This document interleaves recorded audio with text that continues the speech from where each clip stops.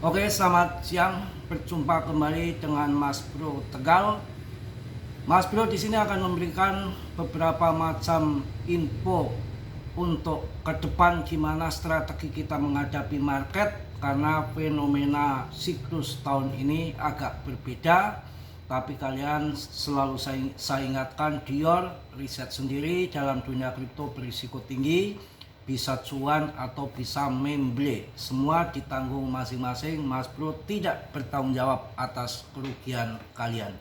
Juga akan saya bahas koin PP, ada koin yang baru, koin CMC, nanti akan saya kupas di sini.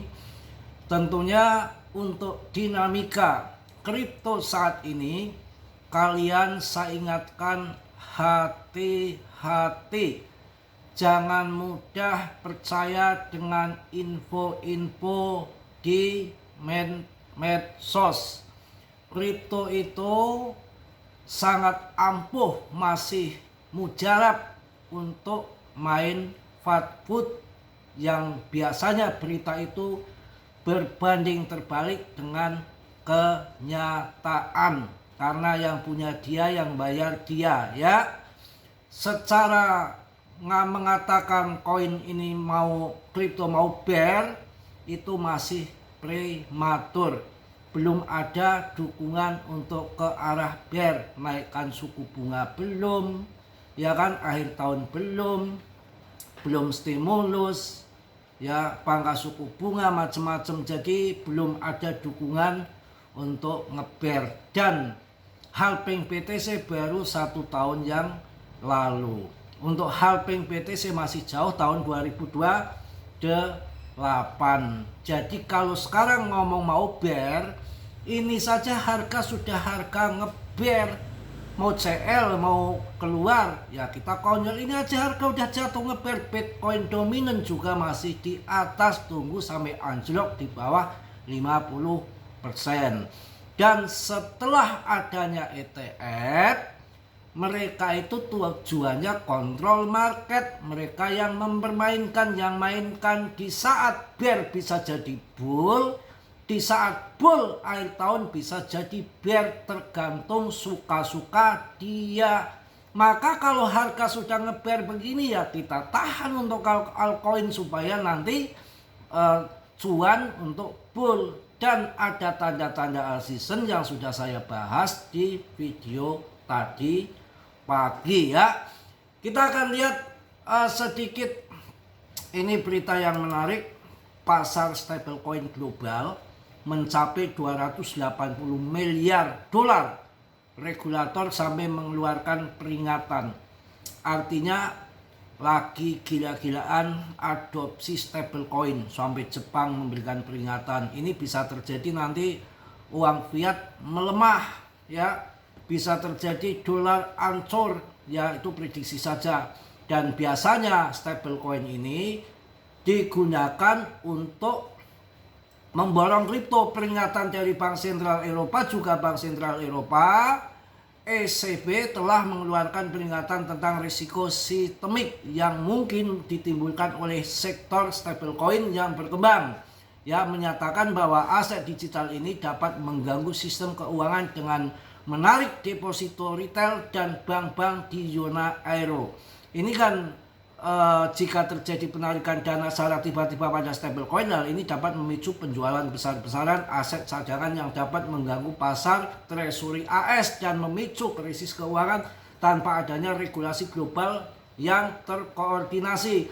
Ya, ini biasanya akan digunakan, stablecoin umumnya digunakan untuk perdagangan cryptocurrency. Dengan sebagian besar transaksi di bursa terpusat dilakukan menggunakan aset digital ini.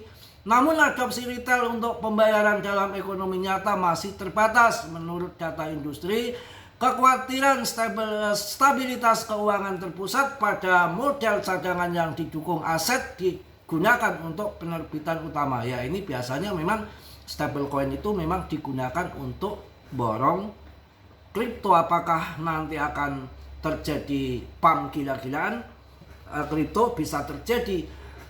Sekarang saya akan sampaikan untuk kalian, hati-hati.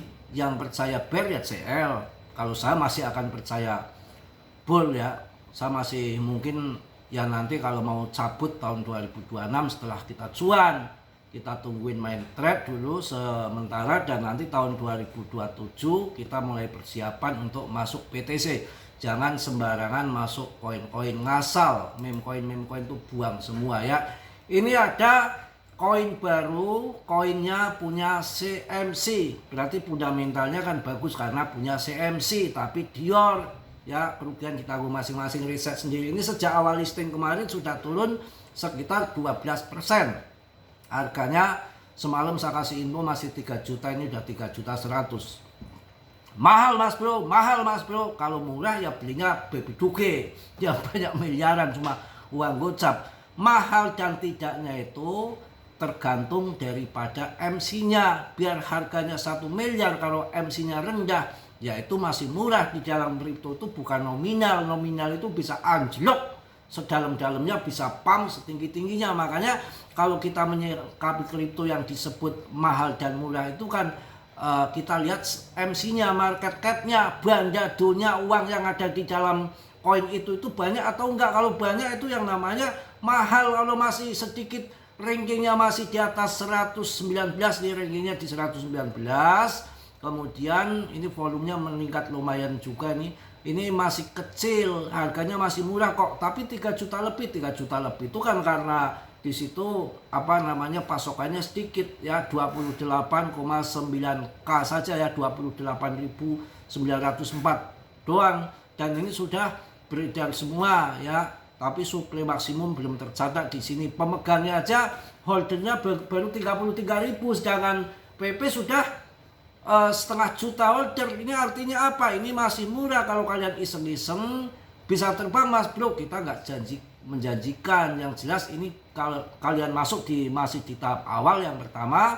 Yang kedua, ini masih tahap awal, masih murah. Saya bilang nanti terbang atau enggak ya tergantung nanti investornya ada enggak. Karena kalau secara fundament punya CMC bagus, kita masih pemegangnya masih sedikit, kita masih masuk di awam. Kalau untuk jangka panjang sih saya rasa boleh-boleh saja. Saya bilang nanti akan terbang tinggi, kan belum ada historinya, rekam jejaknya belum ada ya. Untuk PP kalian mau hancur lebur jadi bubur, apapun jadi abu, kalian tolong walaupun sedikit untuk PP ya, 10 juta koin itu kan nggak banyak, simpan untuk jangka panjang sepanjang-panjangnya. Tahun 2030 nggak apa-apa, itu untuk PP.